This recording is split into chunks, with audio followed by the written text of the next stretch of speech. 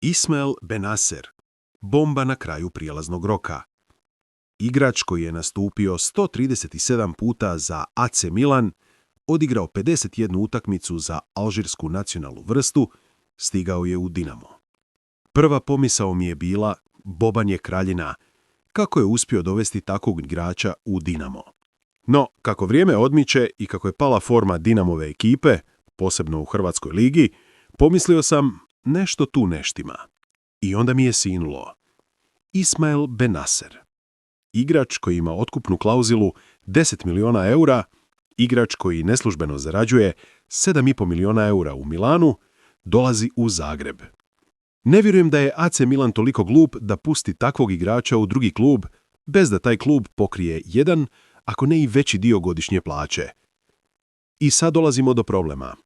Ako je neka zacrtana linija za plaće u novim ugovorima, bez dogovorenih bonusa za različite uspjehe, bila oko 750.000 eura, i većina igrača se s tim složila, kako na igrače utječe činjenica da je došao igrač koji ima možda 5-6 puta veću plaću od njih, a igra samo Hrvatsku ligu.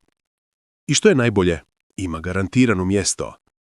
Dok jedan mudražija sjedi na klupi, gine na treninzima, Dinamovac je od glave do pete, ne smije igrati. Jer drugog razloga nema. Benacer može raditi što hoće i zna da će igrati.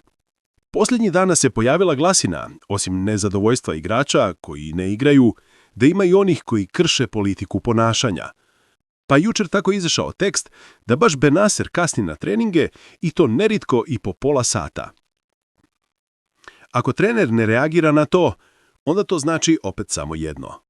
Benacer je zaštićen od Zvonimira Bobana, jer ne vidim razlog da bilo koji trener, od najmlađih uzrasta pa do seniora, trpi da mu igrač kasni na trenine. Svi smo mi ljudi, svi smo zaspali na posao, u školu, ali to se desi jednom. Drugi puta, ne da postavljaš nekoliko alarma, čak i na više uređaja, samo da budeš siguran da stigneš na vrijeme. Ali konstantno kašnjenje, nepoštivanje kluba, trenera i suigrača. I što da si sad misle ostali igrači koji čekaju priliku kao zapete puške, a ta prilika ne dolazi? Jer ti igrači nisu na spisku čovjeka koji je odlučio napraviti ovu ekipu. Samo se postavlja pitanje, što ako jedan od tih igrača u sebi kije prevagu koja bi ti mogla riješiti neke probleme? Zar ćemo se riješiti takvog potencijala da bi nam umjesto njega došao neki Španjolac ili Francuz iz drugih liga?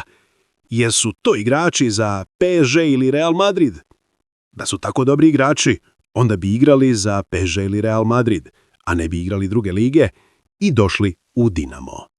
Pošto je Zvonimir Boban stao u obranu trenera Marija Kovačevića, i tu, iako zbog igre u posljednjih 5 utakmica mi to teško pada, stojim iza te odluke. Jer vjerujem da je Mario Kovačević kvalitetan trener i treba imati pravu priliku. Ne smije se na prvu lošu formu potrošiti kvalitetan trener, ali treba tom treneru dati slobodne ruke da pokaže što zna. Treba prestati štititi neke primadone koje misle da su iznad kluba i dati treneru da radi svoj posao. Pa onda ako ne uspije, onda mu se zahvaliti. Isto tako, histerija koja je zavladala među navijačkim pukom, treba smijeniti trenera, treba otjerati Bobana. Ljudi, bili su izbori. Samo se Zvonimir Boban prijavio za predsjednika. Svi su imali priliku se kandidirati i biti birani. Nisu se prijavili jer su svi bili sigurni u pobjedu Bobana. Zato treba stati na lopku, popiti koje piva za vrijeme utakmice i udahnuti. Igračima i trenerima treba podrška navijača. I tu ne mislim na Bad Blue Boyse, nego tu mislim na ostale navijače koji dolaze na sjeven jer je jeftina karta ili plaćaju skupe karte na zapadnoj strani. Treba prestati s tim fučkanjem nakon par loše odigranih lopti, zazivanjem Mamića i tako dalje. Takve rezultate imao Dinamo pod Mamićem. I je li on tvorac europskog Dinama? Pogledajte u ovom videu.